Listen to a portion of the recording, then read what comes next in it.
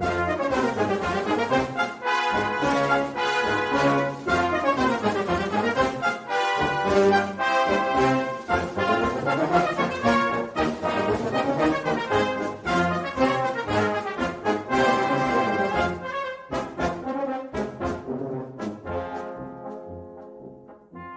listening to Three's a Crowd, the North East Footy podcast, with Rye for Borough, Steve for Newcastle United, and Ted for Sunderland.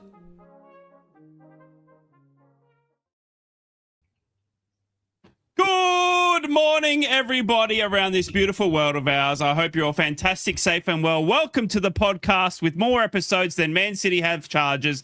Three's a Crowd. It is the Northeast Football Podcast where we bring Newcastle, Sunderland and Middlesbrough together. Normally banter, normally rivals, but we have a bit of a laugh and we talk all three Northeast teams because we love this part of England. We love Middlesbrough, Sunderland and Newcastle, but we love you, the audience, more. And we thank you so much for liking, subscribing and being here, a part of the show every single weekend. Thank you for being here. You're rocking up more than I have.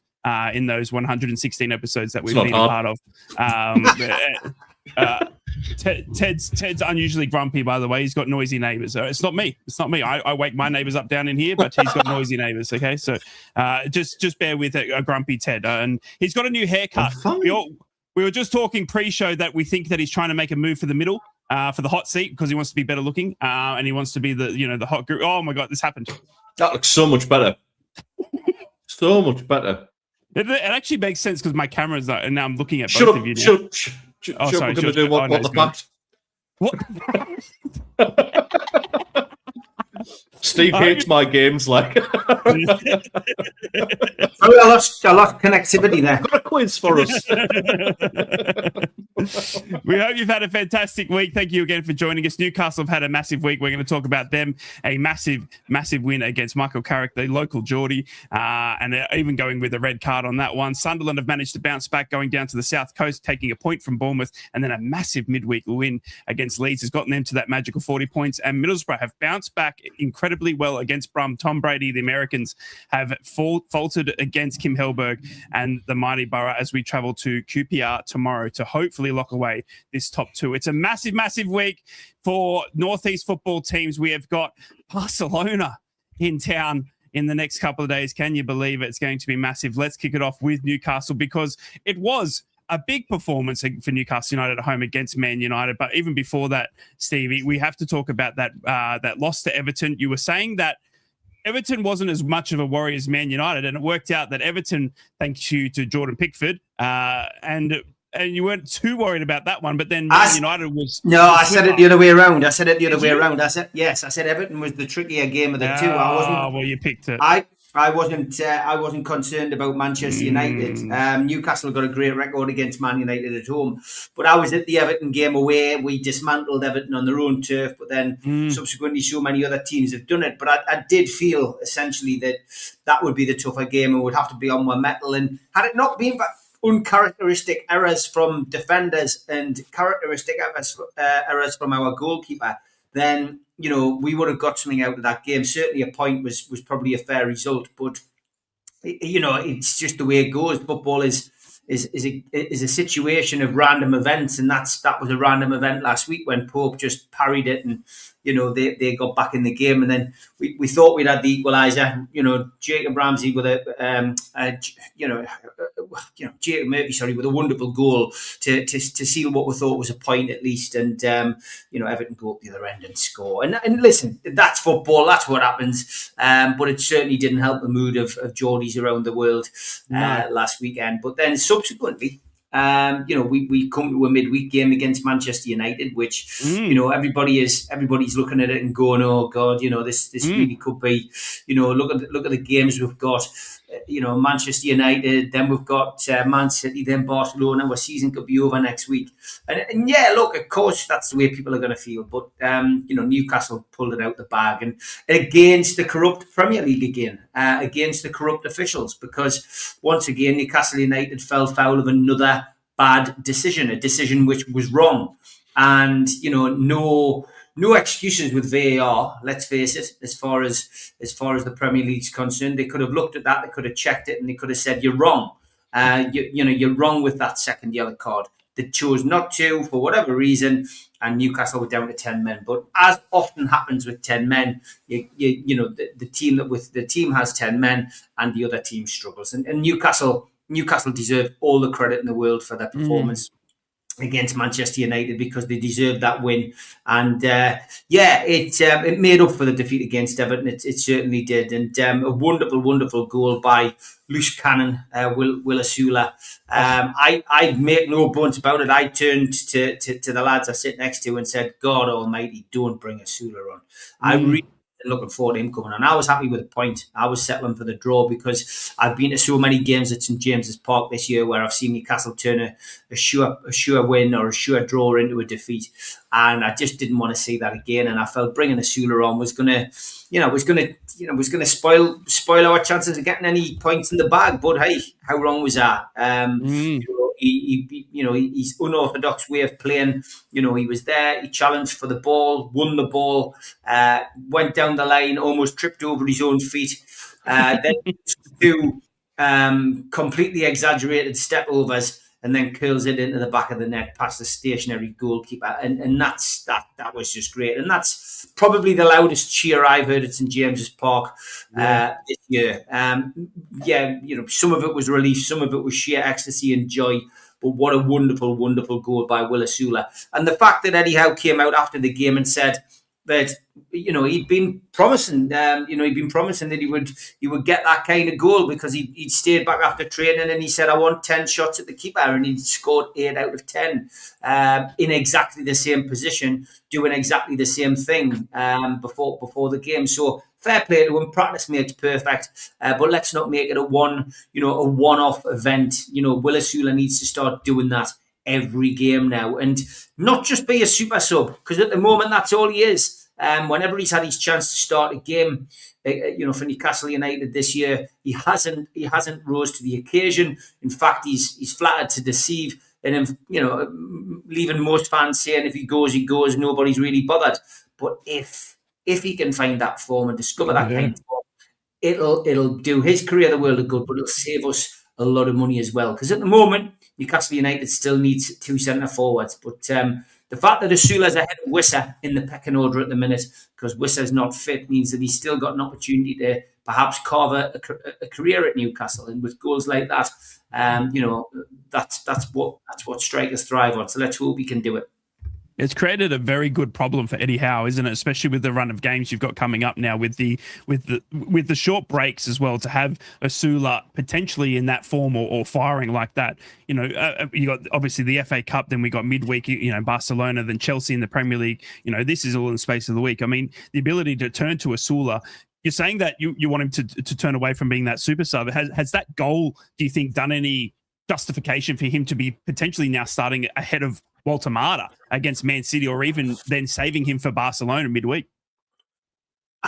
You see, this is the thing with Eddie. You never know. You can never second guess Eddie Howe. I mean, Walter Mata had a bug after the game. I mean, we saw Ramsey come onto the pitch for the start of the second half against Everton, and then turn around and go back off. He had an illness. He was feeling sick, and that kind of 24, 48 hour bug seemed to have got him really, really badly. So he was withdrawn, and that was a big blow for us against Everton. That he was in all intentions one of the players of the first half, and maybe it would have been a different result with him on the pitch. But Walter Mata then got the he got the bug. And wasn't training for a day or two, but got back in at the back end of the week, was available for the Man United squad. But Will Asula, leapfrog the likes of Voldemort, he will if he does that every week. But I don't know. I mean, Asula's an enigma.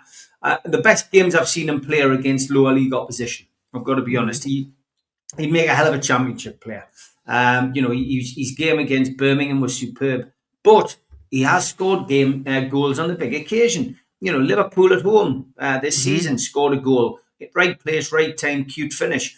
That goal we've just seen there. So if he can find the consistency, and if we can play to his strengths, there's no reason why he can't. But it's a big if at the moment. The jury's still out. for me. But Walter Martins had a lot of criticism over the last couple of weeks. Yeah, not wrong. Eddie's been playing him in centre midfield, of course, playing him in the midfield area, and I'm not sure whether that's going to work. It worked with Joe Linton, but Eddie said he needs time with Joe. He needs time with him. He's not going to get a great deal of time. We've got fixtures, week in, week out. We've got 2 to 3 games every week. And then when it comes to the pre-season, he's going to have a tiny bit of time off, and then he's going to be away with Germany to the World Cup. Yeah. And if Germany have a run in the World Cup, then he's going to want a holiday when he comes back from that, rightly so. And then he's going to be back into it. But so when he returns to Newcastle, I don't know. But yeah, Eddie seems confident that he'll still get the best out of Walter Martins, if he gets some prolonged training with the team. Okay, it's going to be very interesting to see, and I think Ursula is not a bad shout to be, or at least a handy sub with the flowing fixtures that Newcastle have in the coming weeks. We're going to look at them very, very soon. We did loan a striker to Borough as well, right? Didn't we? That Matt Target. Yeah, well, we did. We did get that. Is it Matty Target? I believe. Yeah. That striker. He's a young lad. Villa lad. The Target. Yeah. Mate, what a bloody good signing he's been. Excuse my language, but oh my God, I love me some Tiggs. At championship level, holy bagoli, as a left back. And I'll talk about this as well. Let's talk about it now, because Middlesbrough moved back to a back 5 and were able to get the woodworks. It was an incredible performance to get 3-1 over Birmingham last Monday. It was incredible to see Middlesbrough bouncing back after 2 dire performances against Oxford United in the relegation zone and Leicester City in the relegation zone.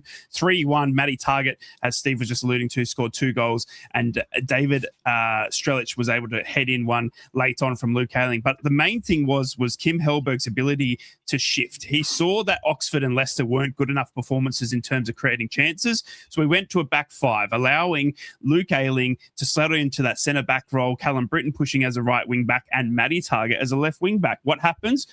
Matty Target scores 2 goals because he's got so much more space down the left wing, and he's able to fly down the left. And it was in perfect time to see a back 5 come to fruition. And I really do hope that we stick to it now, because I'm very, very excited to see what Matty Target can do for the remainder of the season. He's out of contract come Newcastle at the end of the season, and I'm just very, very impressed with Matty Target, and in fact the whole squad at the moment, because it was an amazing time to bounce back and hold on to that second spot, especially on a Monday night where we haven't been too good. But the fixtures keep changing, lads. You guys would be aware of this, but when you're in the championship and you're doing well in the top 3, top 4, my gosh, do we move our fixtures around for TV? We have got a game at 4:30 p.m. tomorrow afternoon against QPR. Excuse me? That's 3:30 in the morning my time, Sky Sports.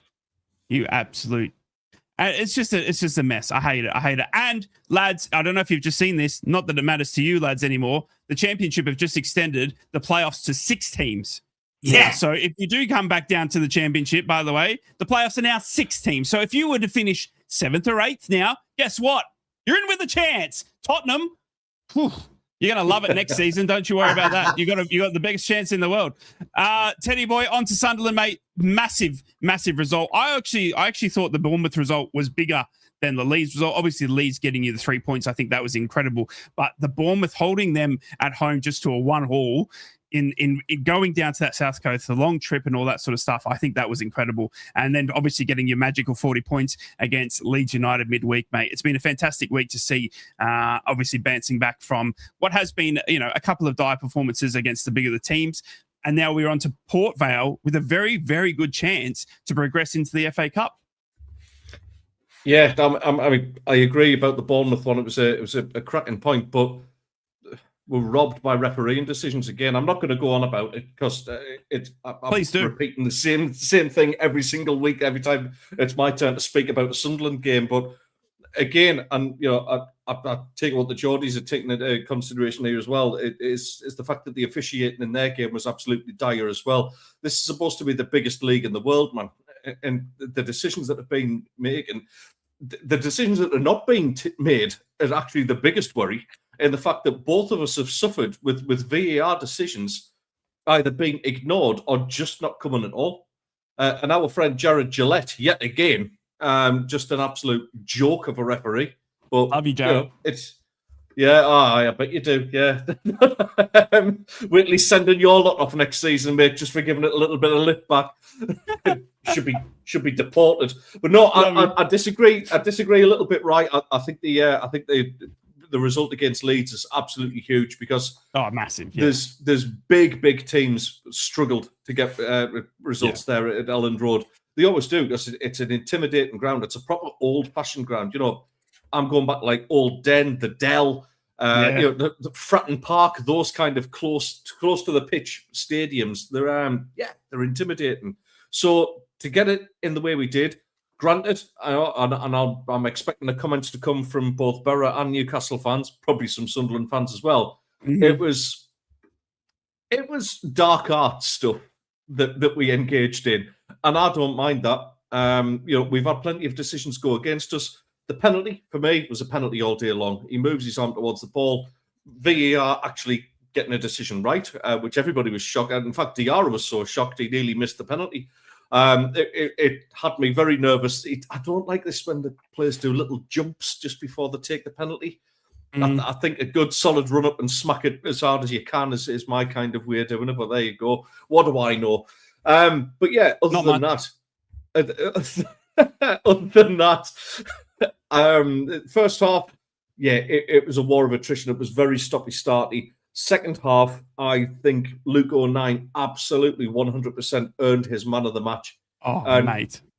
I'm going to Can I stop you there just quickly? Because I want to just quickly read out what Luke 29 said on Twitter. I'm not sure if you've seen, I'm guessing you've seen this, Ted, but it was an amazing post from a current footballer. And I just want to read it. If anyone hasn't seen this, Luke 29 on Twitter just put this after the game midweek against Leeds. And it's a bit of a long one, but to see a Premier League footballer write this on Twitter when social media is full of hate and racism and everything. Just listen to what Luke 09 had to say. To any young kid reading this, I've doubted myself in every league I've ever played in. Ryman Prem, Conference South, League 2, League 1 Championship. And then even right before my first Premier League start last night. That's not weakness. That's being human. That's being alive. When I was growing up, I thought Premier League players were superhuman. Like they never felt doubt. Like they never felt nerves. The truth is, it's often quite the opposite. Social media won't tell you that sometimes you step out there with no confidence, then that's normal. That's okay. You now have to then step out there with courage. Confidence feels good. Courage doesn't. But when you do it anyway, show courage enough times, you build that confidence. Here's the mindset that carried me for the 31 years. When it goes well, I worked for it. I earned it. Well done. Watch it back. Get better. When it doesn't, I know I prepared the best I could. It didn't exactly go to plan, and that's football. But well done. Watch it back. Get better. That's the simple recipe that gave me a special moment last night. Leading the team out, playing alongside a group that fights for every ball, celebrates every tackle, gives everything for the city of Sunderland, and sharing it with supporters who never gave up, even after 4 tough seasons in League One. So if you're a young player feeling doubt, low confidence, or you'd like to, or like you don't believe in yourself, you're not alone. Every player feels it. Trust me. Confidence isn't something you're given. It's something you build bit by bit, day by day, with courage, with work, with learning. Anything worth building takes time, but that's what makes it so worthwhile. I mean, Ted. Whoa. Yeah, it's tremendous. It's tremendous. He's a one-off. You don't get players like Luke 09 often. Somebody who's come from outside the area as well, who just gets the club. He gets the fans. He understands it. I still remember the day he signed for us from Wigan Wanderers, and it was on his Instagram. He was singing his heart out, driving up the A1 with his best mate with him. Yeah, and he's not going to be the best footballer on the planet, but what won him that Man of the Match award was courage and being shown conviction. It's absolutely mind blown to say where he's going. I'm pretty sure he'd be involved in tomorrow's game as well, which he deserves at least that for work. And I mean, God, if we had a squad full of people who worked as hard as him, would have been on more than 40 points. I can guarantee you that. Yeah. That's no disrespect on any of our players. No, absolutely tremendous. What an example to young people in the game. If just good, honest, hard graft. We're a region. The Northeast is a region that's built on work and class qualities, on graft over talent. And that just epitomises that. And I'm really, really proud of him. Just so proud what of a him. Tweet. It was incredible. Yeah, obviously, mate. Look, Borough through and through, but what Luke O'Nine's managed to achieve, and what a message to send to young players, young kids, even fans, you know what I mean? Just instead of the social media hatred we've seen, you know what I mean? We've had racism in the past couple of weeks. We've had, derogatory tweets. We've got, you name it. And he puts out a tweet like that without being scared, without thinking, not worried about the repercussions of people that might criticize it or anything like that. He just put it out there. It's very honest. It's absolute, very, very honest. Wearing your heart on your sleeve. And I think I love that about any footballer, is when you get, when you can see it and when they talk normally. Do you know what I mean? When they don't put themselves above. You only have to see what Xhaka said about him. That was live on TNT. Or was it on TNT or Sky? I can't remember now. It was TNT. And the channels are the available. way that Xhaka spoke about him was absolutely incredible. And I mean, somebody like Xhaka who's been there and done it, he's been at the absolute pinnacle of the game that you can go to. And for him to say what an example and what a guy, hey, good enough for me. So that epitomised the whole performance. It wasn't a pretty game of football. I think Steve produced a stat where I think the ball was in place for like 20 minutes, which was just horrendous, really. But if you can't get the ball down and play Man City style tick-a-tacker stuff, then let's graft, let's stick together, let's just be absolutely horrible to play against. And hey, sometimes that's what's needed, and you get results. Yeah. 1 to 40 points now. Looking at the games we've got coming up, the next 3 home games we've got Brighton, Forest, and we've got Spurs. This could be a 50-point plus season. Which is incredible, mind blown to think about. Incredible. So listen, I'm over the moon. The one thing I will say, Dan Ballard obviously signed a new contract as well. We need to get Regis Labrise tied down on a longer deal, because the guy's an absolute tastical. We'll edit that before it goes live. A tactical master. I'm not sure what Ted's seeing in these footballers, but he's obviously getting very excited that he's at 40 points. We can all. You're lucky that the camera's halfway up when we're talking about Luke O'Nine as well. Health. You should all give yourselves a check, lads.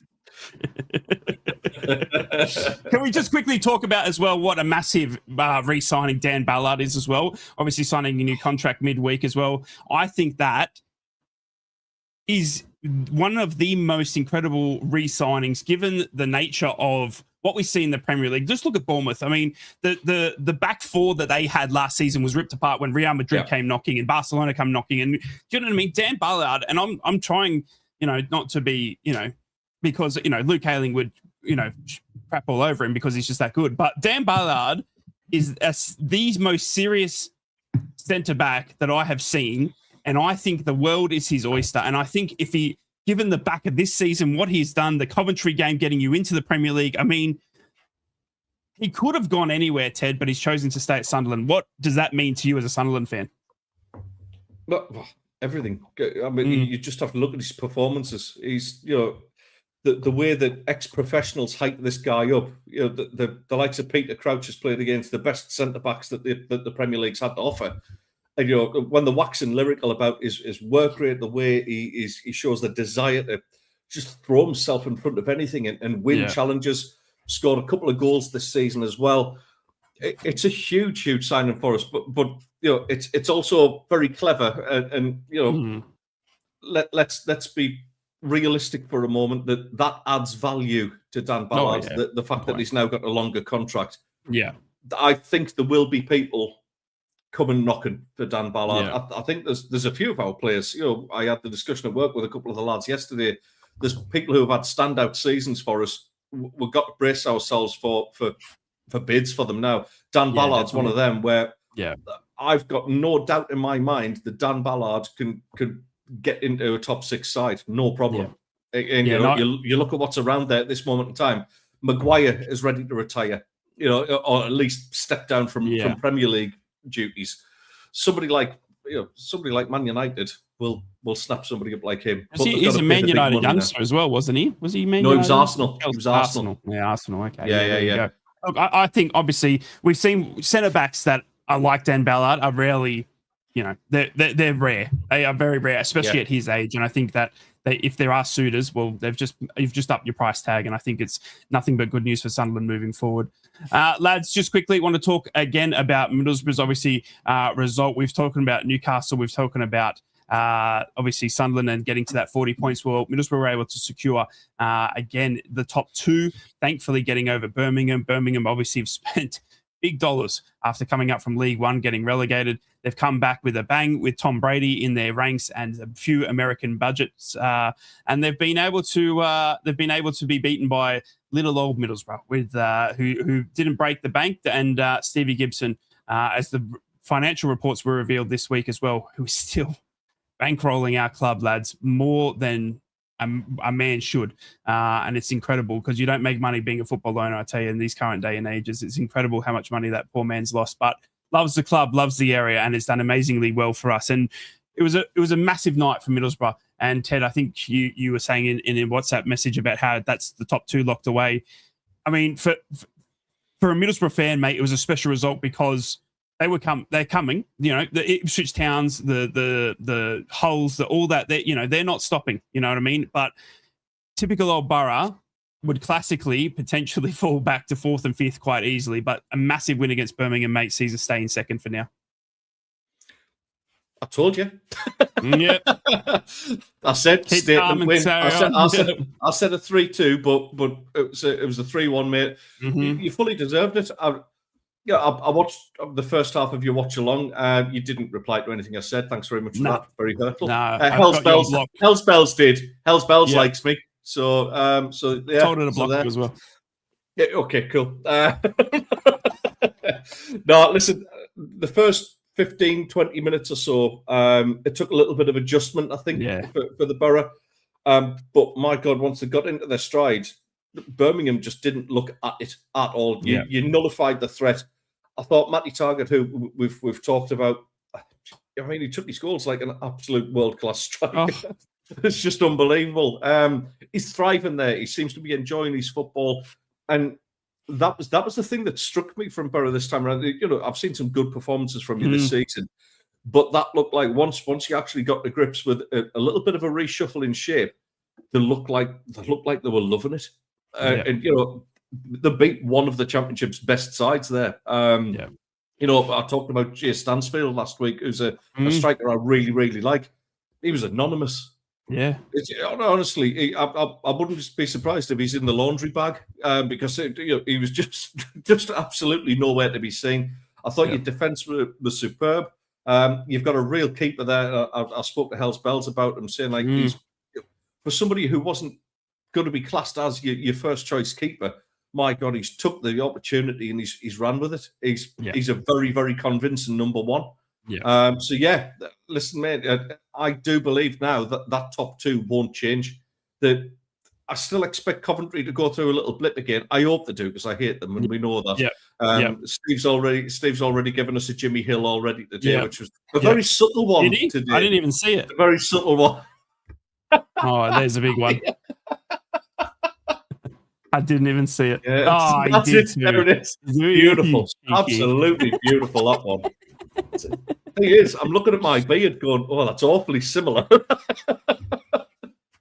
No, mate, I don't expect the top 2 to change much now. I think, if you'll carry on in the same vein, and I can't see you changing that much. Yeah, you're going to lose the odd game here and there, but I think you're good enough just to get into that top 2, mate. I still have a sneaking suspicion that Wrexham will come up with you as well. Yeah, I have a feeling that they're going to as well. The money they've spent, let's not forget as well. I loved that Ryan Reynolds was talking about how they're the underdog story. Well, I get it, Ryan. I get it. But when you spent 40 million in the Championship, it kind of removes that underdog status. But, good luck to you. And I think they will come up through the playoffs. I think they're an amazing team and what they're doing. I also think they'll beat Chelsea today. Oh, that's a massive task. That's going to be massive. Chelsea are a car crash. They'll beat PSG, but they'll get beat off Wrexham. I'm telling you now. It's going to be incredible. Steve, just quickly, mate, Matty Targett, 2 goals for Middlesbrough, crucial loan signing.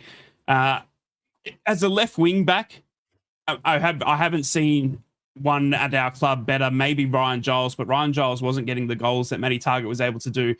he was naturally almost a left winger for us. Such was his pushing up higher up the pitch, mate. And honestly, I couldn't love him anymore. The way he conducts himself, the way he speaks in the media, the way he just gets on with it, and all that sort of stuff. There was criticism around his defending in the past couple of weeks. There was criticism around him being too old. There was criticism left, right, and centre. He had the January of will he or won't they be recalling him? He's out of contract come Newcastle at the end of the season. But my God, did he take his chance well again? Yeah, I mean, listen, he was great when he came to us. He did us a great job in that first season that Eddie Howe took charge, and just unlucky with injury. But whenever called upon, he never let you down. And I said when you signed him, I thought he was a great signing, good championship player. I'm so pleased that we didn't recall him, and ruin his season and ruin Borough's season, because at the end of the day, you need players like that. And you made a signing from Sunderland, a signing from Newcastle, and they've done you proud. So yeah. Great to see him get on the score sheet not once but twice, and I think he deserves a permanent move to Middlesbrough and a crack at the Premier League when you come up. Yeah, it's going to be interesting to see, because a lot of people were saying that he's not Premier League level. Well, Alan Brown and Matty Targa have both expressed how especially Alan Brown, Teddy Boy, has expressed how much he was disappointed not to be given the chance at Sunderland. Obviously, they went through the massive rebuild, but if Middlesbrough were to get promoted, I 100% guarantee. Well, not guarantee, but I think it's 100% likely that Alan Brown and Matty Targa will be part of that Premier League squad. Such has been their importance to our squad pushing this season.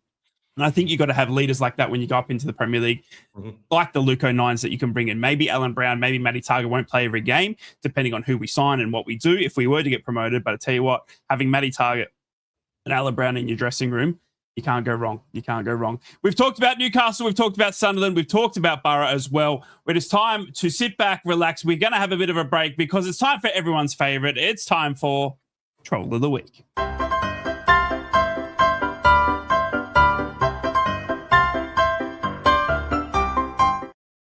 We've had a bit of an anonymous fan mail this week from this guy. I'm at the hospital. I've just been diagnosed with peekaboo virus. They are transferring me to ICU. Yes. So best wishes to him, whoever he is. And does anyone know how long to cook those boiling the bag fish that you win at the fair? That's a question from one of our viewers. And Mum's away this weekend, so she's left some rules on the fridge. Do not add to the population. 2, do not subtract from the population. And 3, don't end up in the hospital, the newspaper, or jail. Pretty sound. Covers it well. Yeah, covers it well. Good advice. Some security scene at a football ground in the UK from Timu. And lookalike this week, we've got a couple of lookalikes. First of all, Diego Maradona and Peter Shilton reenacting the hand of God. And the moment when Brian Clough's hairdresser looked like a serial killer. Jesus Christ. And no, it's not Jimmy Hill. Curtis Jones arriving at Anfield yesterday dressed like Mr. Bean. And when you're 8 and you've just been on your very first sun holiday. Oh, bless him. Awful. Bless the Ben. Bless the well Ben. Done. Domino's Pizza at it again. A look at Manchester City's new North Stand. Domino's said, like us, making the boxes bigger but keeping the pizzas the same size. I don't know how to describe this picture, lad, but the peas are upside down. This absolutely messes with my mind, this picture. Oh my God, they are. It's great, isn't it?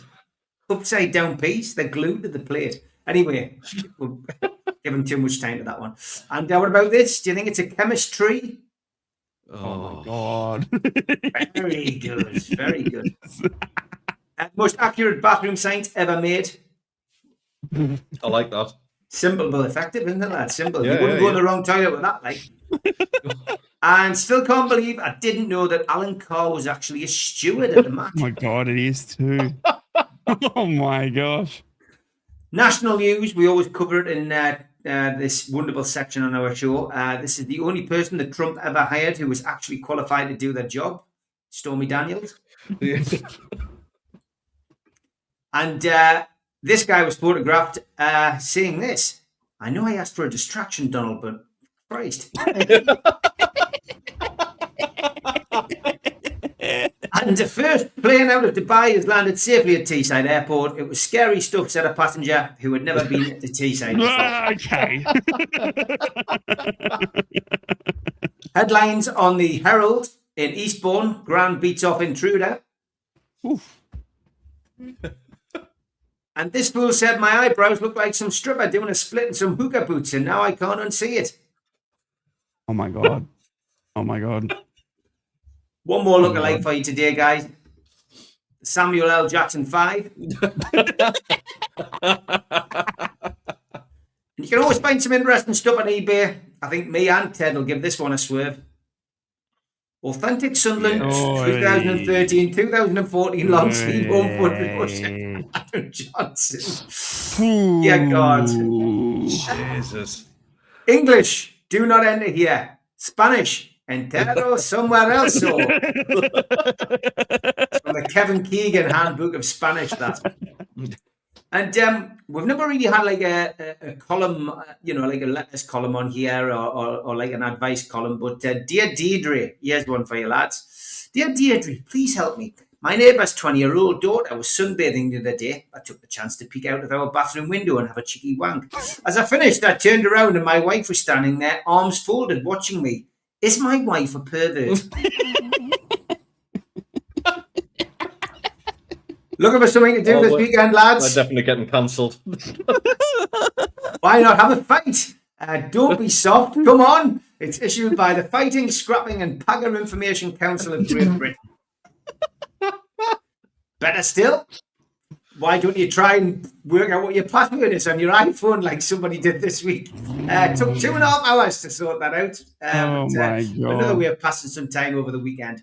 And news from Iran. They have appointed Somali Alades as the interim Ayatollah until the end of the season. Good luck to him. He's always a man for the big occasion. And people obviously ask about different people who are in places like Dubai and Bahrain. And there's lots of aeroplane patterns being shared around from various plane trackers. This is probably the most accurate one at the moment. You can see there. Chuck Norris going straight in the middle. And Mattel have announced the launch of a new product. It's the Ian Huntley doll. Ooh. Rest in peace, Holly and Jessica. And this one beggars belief, doesn't it? What on earth is this? Oh. It's an Arsenal home and away strip. That is absolutely bonkers. I had to check this wasn't AI. It's actually real. How far away is that woman next to him? I know. But yeah, you playing, boss. Great news for Spurs as well. They've managed to get a win. Walthamstow 1, Tottenham 3. Yeah, well and we'll finish up with this one. Imagine how many times Jimmy Hill would have been caught offside if VAR about in his day. If you've got any tweets of the week, then send them to us, the Trolls of the Week, NUFC Matters 8092@gmail.com, or send it to me and the lads on our social medias, and we'll get the cat out next week.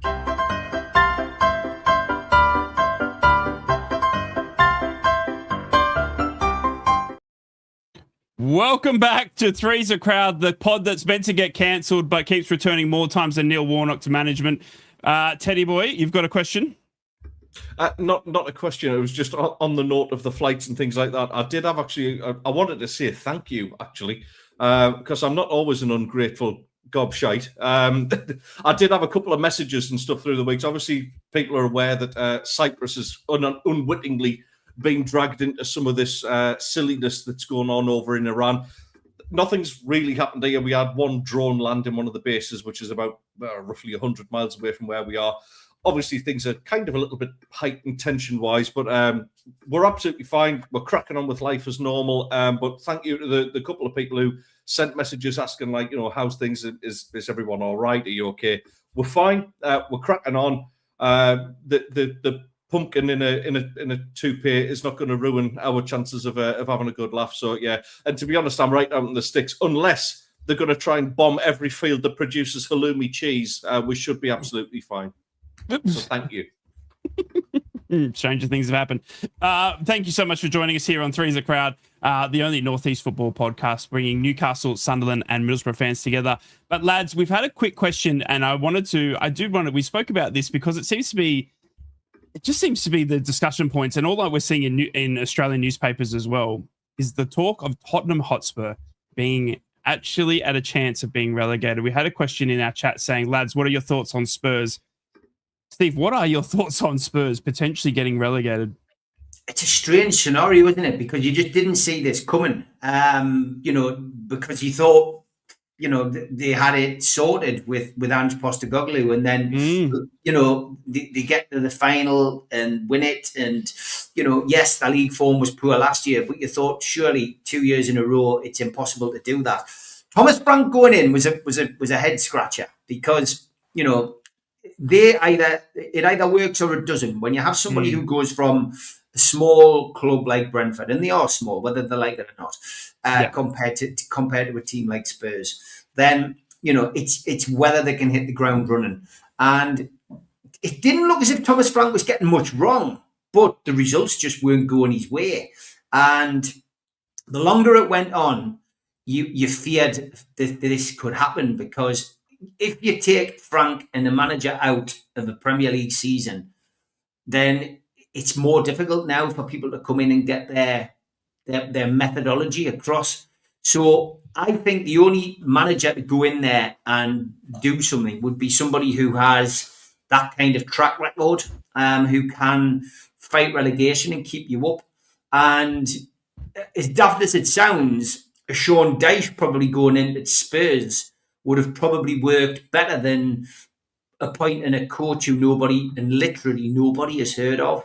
Yeah. It's crazy to think that Tottenham Hotspur, who only a few seasons ago were in the Champions League final, could find themselves in the Championship next season. And that is bizarre. And it's entirely possible, because looking at the fixtures, they've got a 6-pointer against Nottingham Forest. And at the moment, you've got to fancy Forest to win that.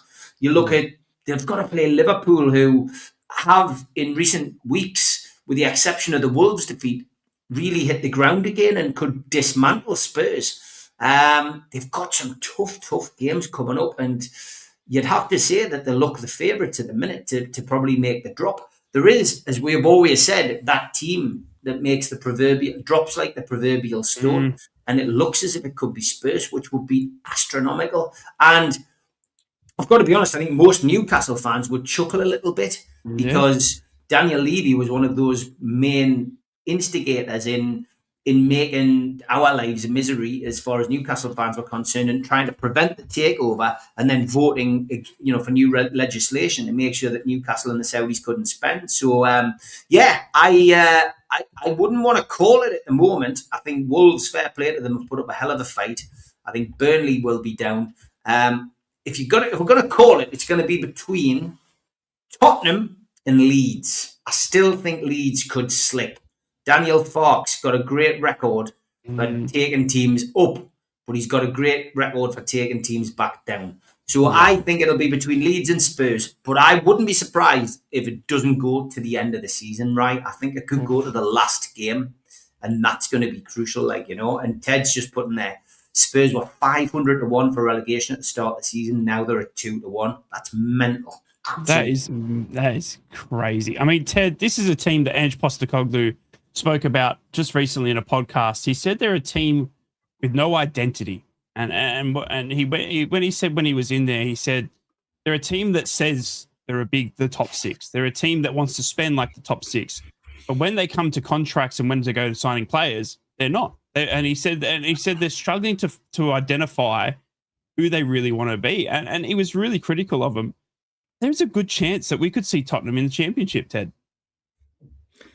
I think it's going to happen. I absolutely do. And I'll tell you why. Is the other teams that are down there are equipped for a fight.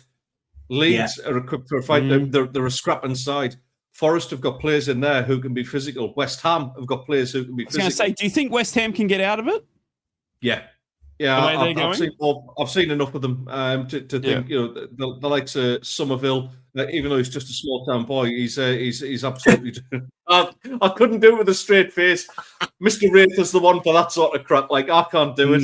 Oh my God. No, listen, I've seen enough of West Ham to think, yeah, they can get out of it, mate. Spurs just don't have any battlers in amongst the side. They have one battler, but he gets sent off every other game. So it's in Romero. That's the only one. He's at the boiling point of frustration as well because the players around him are just not showing up. They are not showing up at all. You know, somebody mentioned about the fire sale would be interesting. It would, but you know, they've got a couple of key, bits of commodity like Solanke and Van der Veen maybe. Other than that, can you think of a Spurs player that gets into a top 6 side or even a top 10 side at this moment in time? No, not the way they're playing, not the way they're going. Nah, I mean, Steve mentioned I the potential of Sean Dyche going in. Do you think they make another managerial change just to wrap this up? Well, I just don't see the sense of appointing Kenny Bagatuda in the first place. It just doesn't make any sense at all. He's lacking the experience. He's no Premier League experience at all. He seems to last about 6 to 9 months in jobs. Yeah, it was an absolute, just horrendous decision to put him in there. Steve's right, and even Sam Allardyce, and I know we've joked he's got the Iran job until the end of the season, but listen. Even that would have been a better idea because right now there's just nobody with any idea of how to turn that around. And when you're in relegation form like that, it's so difficult to shake off the losing habit. Like Steve said, I think Forest will turn them over. How they're still in Europe, I've got absolutely no idea. But that too is a distraction. If they find themselves in some sort of weird position where they get through to the next round, dear me, that's taking it away. They could be the first team to go into the Champions League semi-final and also get relegated. It's incredible. It's incredible. And the thing that scares me the most, because I don't really care, but the thing that interests me the most is that I trust Nuno Santo as a manager at West Ham. I trust Daniel Farker as a manager at Leeds United. Do you know what I mean? Even somewhat in Scott Parker's, and his history in the Premier League. I have no idea who Tudor is, and I have no idea, what he can do to bring Spurs out of this. Do you know what I mean? And I think you can't say that it wasn't the wrong appointment because it was. It's not you needed someone that not only inspired the players but inspired the fans to get behind this team because it is an absolute show at the moment in Tottenham, and honestly, they could be one of the biggest clubs to go down to the Championship, but. Time will tell, lads. Time will tell. It's going to be an interesting end to the season. Let's look ahead at the 3 teams that matter the most. So in Newcastle, Sunderland and Middlesbrough, we've got some massive games. We've got Newcastle United playing tonight in the FA Cup. So let's preview that now. Newcastle taking on Man City in the 5th round of the FA Cup as they look to progress further into the FA Cup. Standing in their way is obviously Pep Guardiola and Man City. Steve, you are no strangers to Man City over the past month or two, mate. Obviously playing them a lot in the Premier League. It now is coming up against them in the FA Cup. How do you see this one playing out, mate? And how do you see Newcastle managing, obviously, with the Barcelona midweek fixture straight after this? I mean, we're used to it now. That crazy stat the other night when we played Man United, we played 45 games this season. They've only played 30. Tells you the amount of games that we've played this season, and hence the injury list has been bad. But look, this is an interesting tie. It's the FA Cup 5th round. I remember the days when we couldn't get to the FA Cup 5th round, but nowadays it seems almost normal. So it's great to be in it. It's at home, which is a massive advantage. An 8 o'clock kickoff. Live on TNT Sports, so another TV game, another stupid kickoff time, meaning that some people it costs them a little bit extra to get home or get to the game or not even get there at all. So obviously the bonus of this is that a result's got to be reached on the day. It's 30 minutes extra time, of course, that the scores are level at 90 minutes, and then potentially a penalty shootout. So for us.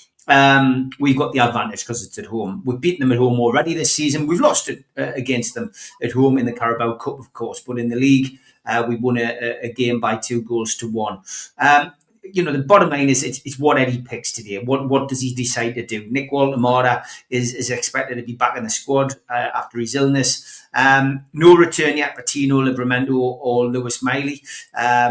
Lewis Miley's a little bit further away than Tino. They reckon Tino could be back next weekend. Lewis Miley is looks like probably another 2 weeks for Lewis before he's fully fit. Of course, we've got no Fabian Shaw, no Bruno Guimaraes. Jacob Ramsey will be a change because he's now going to have to serve a one-match ban following his red card against Manchester United in the Premier League. So there will be a change. I would expect it probably to be, Walter-Mata coming in. Eddie does like him, so he may well come into that midfield. And I can't see him going for many other changes. It'll be interesting to see what he does. Man City, of course, have got a brilliant squad and a brilliant team, and on the day they can turn it on home or away. They're missing Eleni, Guardiola, Kovacic, and Nicky O'Reilly all out, I believe.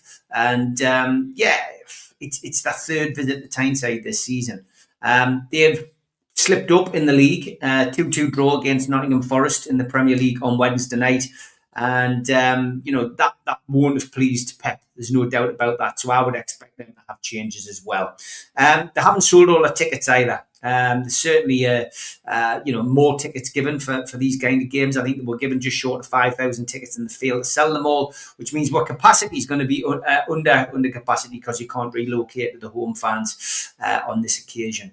Referees, always a huge talking point for us on this show. Sam Barrett is taking charge of our game today. It's his third game of the season with Newcastle. He took charge, interestingly, of the 2-1 Premier League home win over Man City and the 0-0 draw away to Wolves. And VAR is back in operation in this round for us. So John Brooks will be on VAR.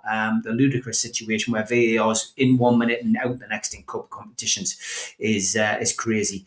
But yeah, I see Newcastle winning today. I went for 2-1 against Everton. I went for 2-1 against Manchester United. And I'm going to go for a 2-1 win for Newcastle and progress into the quarterfinals at the expense of Man City. And hopefully, in the draw, we avoid Liverpool and we avoid Arsenal if they get through.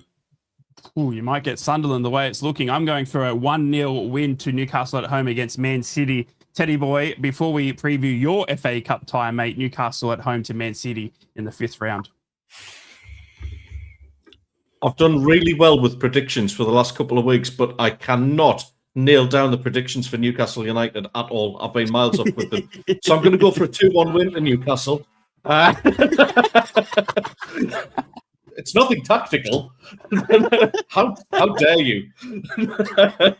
Now, I genuinely, I think looking at what's going on in terms of injuries and squad rotation at City, it just might be that one rotation too far for them.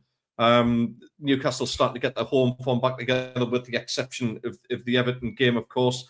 I can't believe we haven't talked about that save, but I'm sure Steve doesn't want to be reminded of who did it against Everton. No. But, yeah, no, didn't think so.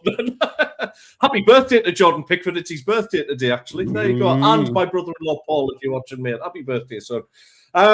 Listen, I think Newcastle will just... They want this FA Cup. I can't see too many negative changes from Eddie Howe. I think he'll keep that squad as strong as humanly possible. And I expect to see the Geordies into the next round. And I'm going 2-1 win. Wow. It's going to be very interesting. The next FA Cup tie that we got to talk about is actually Sunderland, who are obviously looking to progress past the 5th round as well. They have Port Vale away from home tomorrow. It is a midday kickoff. Ted, we'll start with you, mate. Port Vale away for Sunderland in the 5th round to progress further in the FA Cup. You must be licking your bits a bit. Licking me what? Your lips. You said bits. You did. You said bits. You said licking my bits. I said lips. You can lick. Are you licking anything? Are you licking anything that your excitement that you could go through? You're licking the windows, Put your mate. tongue out there.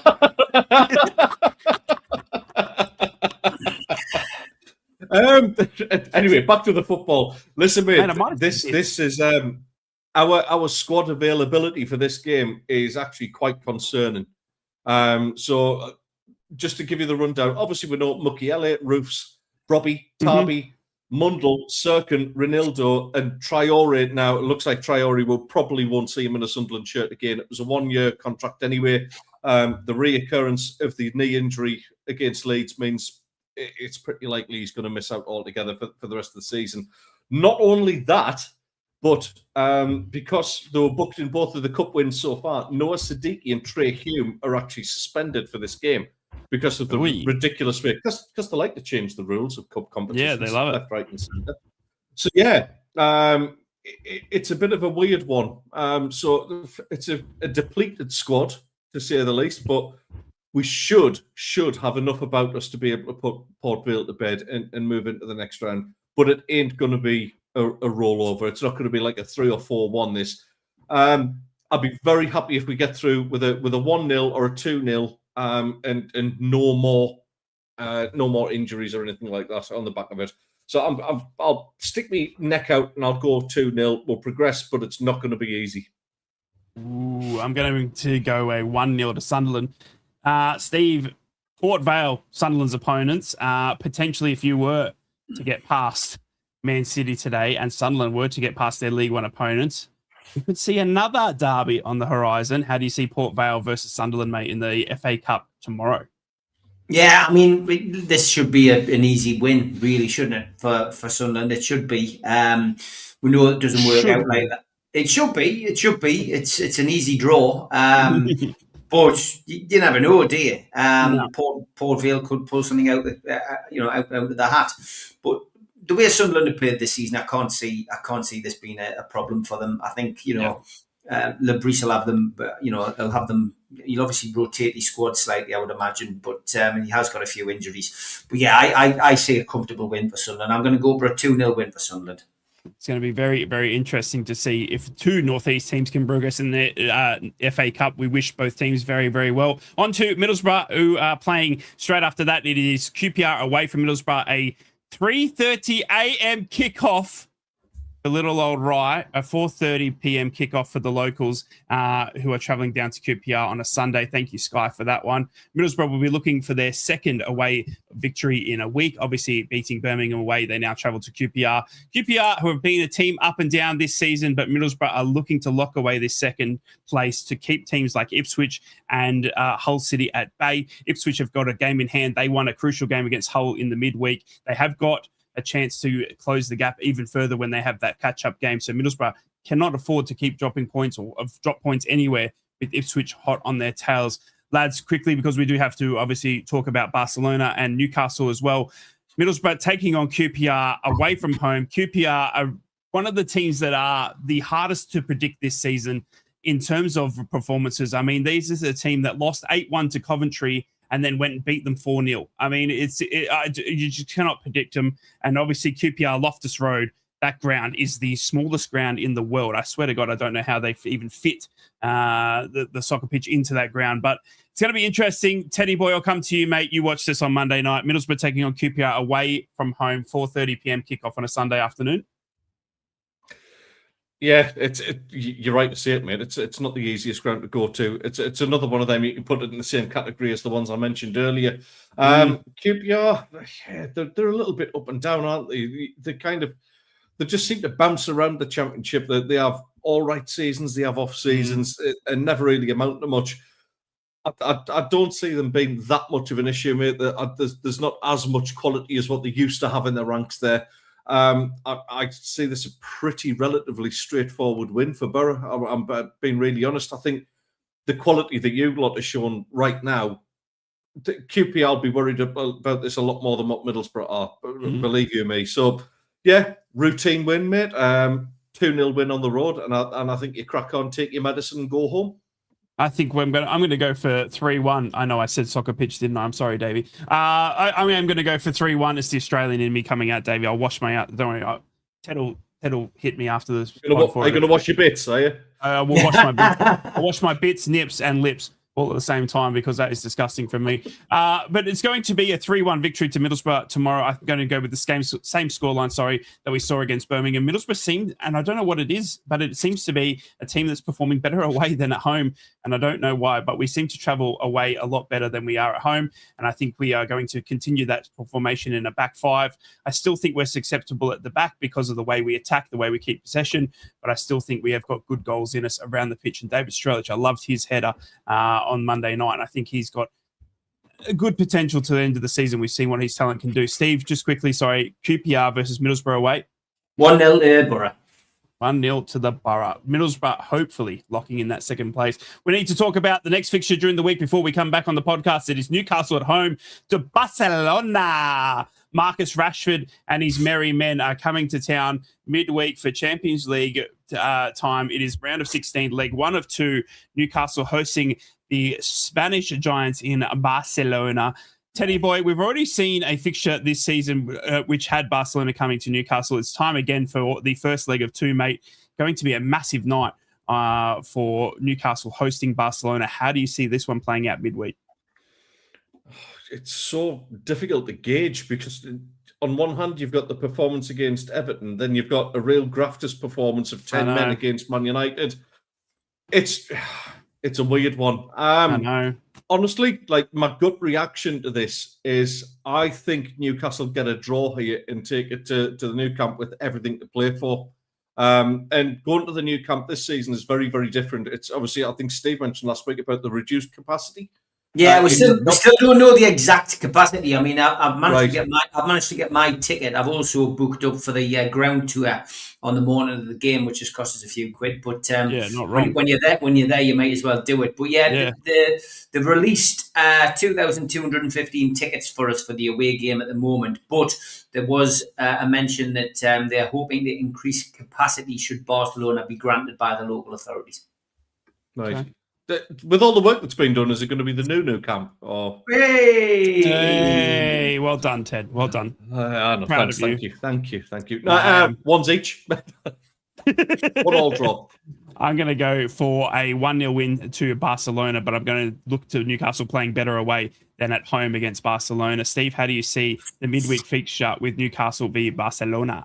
It's always difficult because you haven't played the game at the weekend, and it's so difficult to predict what's going to happen next week because we don't even know who's going to be available. So, it's a chuck of the coin in the air. These nights in the Champions League have been really special so far this season. Newcastle have risen to the occasion.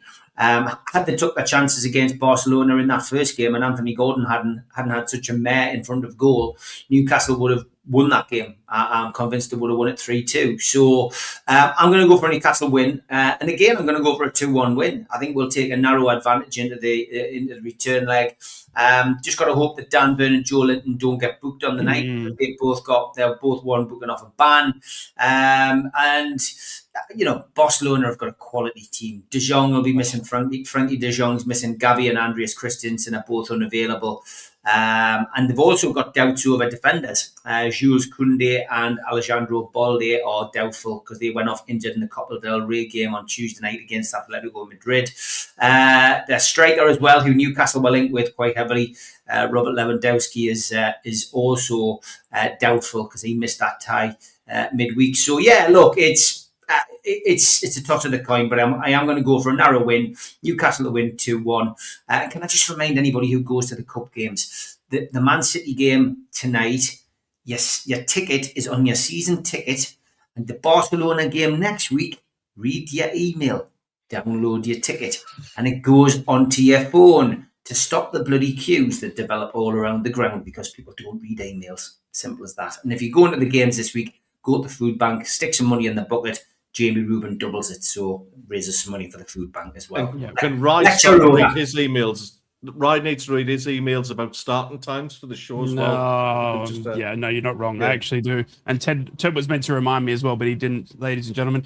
So blame Ted. We've got one more game to talk about before we come back. Middlesbrough will have another midweek fixture. By the time we come back for Three's a Crowd next week, it'll be Middlesbrough at home to Charlton. Just quickly, lads, this one is interesting to say the least. It'll be on the back of 2 more home games for Middlesbrough, one in midweek against Charlton, and then won in the weekend against Bristol City. Middlesbrough will be getting past QPR, hopefully away from home, but then it's going to be an interesting night, to say the least, because Middlesbrough at home this season, Teddy boy, have got me worried more than they have when they got away. Charlton have always been a bit of an interesting team to come to the Riverside. They're a team that are looking to stay in Championship as well. So one of those teams like Leicester, like Oxford United, that play this bloody low block. Whoever invented a low block needs to be low blocked. It's absolutely ridiculous because it's a team that are fighting to stay in the Championship, and we see these teams come to the Riverside and just sit back. I expect Charlton to do that, but I'm still going for a Middlesbrough cheeky 1-0 win midweek. How do you see Middlesbrough-Charlton?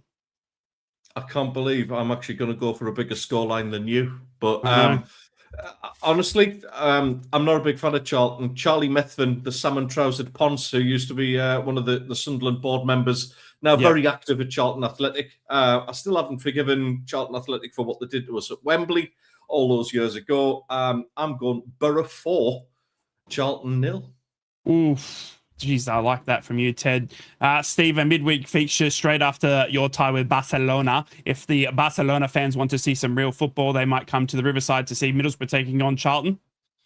2-0 to Borough. 2-0 to Borough. That is it for the predictions. Ladies and gentlemen, boys and girls, we have looked backwards. We have looked forward. We have had some laughs at Troll of the Week. We have all admired Ted's new haircut. We've got more episodes than Man City has Chargers. We're back every weekend, more than Neil Warnock returns to management. We are done and dusted for another week. Ladies and gentlemen, boys and girls, thank you so much for all of you watching us live. Thank you for all of you that watch it back. Thank you for the subscriptions, the likes, everyone that comes in and supports us three merry men. I do appreciate it. Make sure to lick your bits and have a fantastic week. Good luck to all of you traveling to the games. We have got some massive FA Cup times. Middlesbrough will be going to QPR as well, and we will come back and look back at it all at the same time next week. Please be safe in this crazy world of ours. Take care of one another, and it is a massive bye for now. I never thought I'd see Steve sing on. Will return. That's not a threat. It's a promise.